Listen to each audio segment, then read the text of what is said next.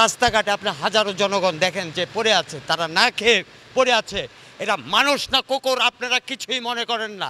যার পকেটে অর্থ আছে সেই মনে করেন যে সেই প্রকৃত মানুষ। এই সমস্ত মানুষদেরকে আমরা ধিক্কার জানাই। আমরা চাই সেই সরকার, যে সরকার এই সাধারণ মানুষের ভাগ্য পরিবর্তন করতে পারবে, এই ধরনের সরকার চাই। প্রতিটা জনমনে একটাই প্রশ্ন, আসলে ম্যাডাম খালেদা জিয়া বা তারেক জিয়া ওনার পরিবারের চেয়েও কি তো ওনাদের ক্ষমতায় আসা একান্ত প্রয়োজন, যে ওনারা এত নির্বাচন করছে? শহীদ রাষ্ট্রপতি তাকে ব্রাশ ফায়ার করে উড়িয়ে দেওয়া হলো। এই আরাফাত রহমান কুকু, যার লাশটা পর্যন্ত ম্যাডাম খালেদা জিয়া ঠিক মতো দেখতে পারেননি। তারেক জিয়া সাহেবের মেরুদণ্ডটা ভেঙে দেওয়া হলো। ম্যাডাম খালেদা জিয়াকে কারাবন্দি করে রাখা হলো দীর্ঘদিন, মৃত্যুর সাথে পাঞ্জা লড়ে তিনি সম্প্রতি চিকিৎসা তারপরেও তারা নির্বাচন নিয়ে এত ব্যতিব্যস্ত। আসলে কি তার পরিবারের প্রতি ভালোবাসা না দেশের মানুষের প্রতি ভালোবাসা? এটা কিন্তু প্রত্যেকটা সাধারণ মানুষের জনমনের প্রশ্ন।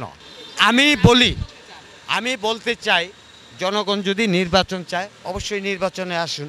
শুধু একটা কথা মনে রাখবেন, ফ্যাসিস্ট হাসিনার মতো যদি কোনো রাষ্ট্রপ্রধান পুনরায় দেশের অর্থনীতি ধ্বংস করতে চায় বা দুর্নীতি করতে চায়, হত্যাযজ্ঞ ইত্যাদি চালাতে চায়, ফ্যাসিস্ট হাসিনার কথা সবাই স্মরণ রেখে ছাত্র জনতা, কৃষক, শ্রমিক, আপামর জনগণ যেভাবে 5ই আগস্ট গর্জে উঠেছিল, ঠিক পুনরায় যদি আবার একইভাবে নির্বাচিত কোনো সরকার এই ধরনের নিজেদের স্বার্থ যদি উদ্ধার করার জন্য জনগণের মুখে যদি ছুরি চালানোর চেষ্টা করে, তাকেও এই বাংলাদেশ থেকে বিতাড়িত করতে হবে। আমি একজনকে সশ্রদ্ধা চিত্তে স্যালুট জানাই, গণেশ্বর চন্দ্র দাদা। তিনি কোনো এক অনুষ্ঠানে বলেছিলেন আমাদেরকে নিষিদ্ধ করতে পারে যে কোনো মুহূর্তে।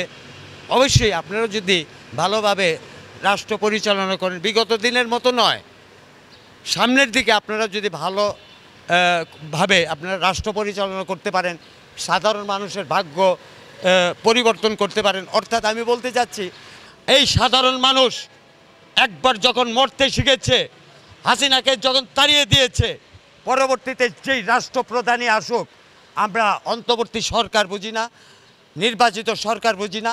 আমরা চাই খাদ্য, বস্ত্র, শিক্ষা, বাসস্থান যে আমাদের দিতে পারবে, আমরা তার পক্ষে তার সঙ্গে থাকবো, ভবিষ্যতেও থাকবো।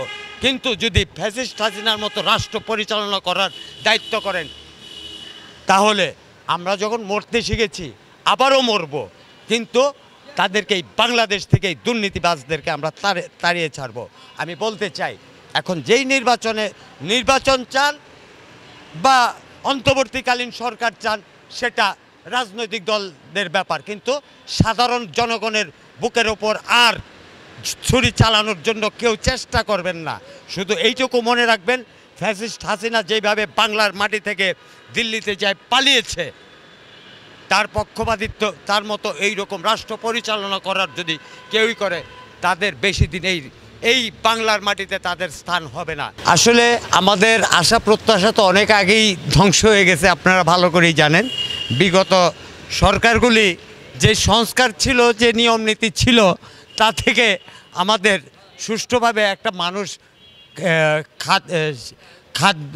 অন্ন, বস্ত্র, শিক্ষা, বাসস্থান থেকে বঞ্চিত, এটা আপনারা খুব ভালো করেই জানেন। আজকে আমি রাস্তায়, আমাকে তো রাস্তায় থাকার কথা না, আমি তো একটা চাকরি করতাম, আমি কেন রাস্তায়? রাজনৈতিক দলগুলি বিগত দিনে যে ৭২-এর পর থেকে যে রাজনৈতিক দলগুলো বাংলাদেশের রাষ্ট্রের ক্ষমতায় ছিল, তারা আইন ও বিচার ব্যবস্থা, ভূমি দুর্নীতি এবং স্বরাষ্ট্র মন্ত্রণালয় যে দুর্নীতি করেছে, তাতে আমাদের রাস্তায় নামা ছাড়া বিগত কোনো পথ নাই।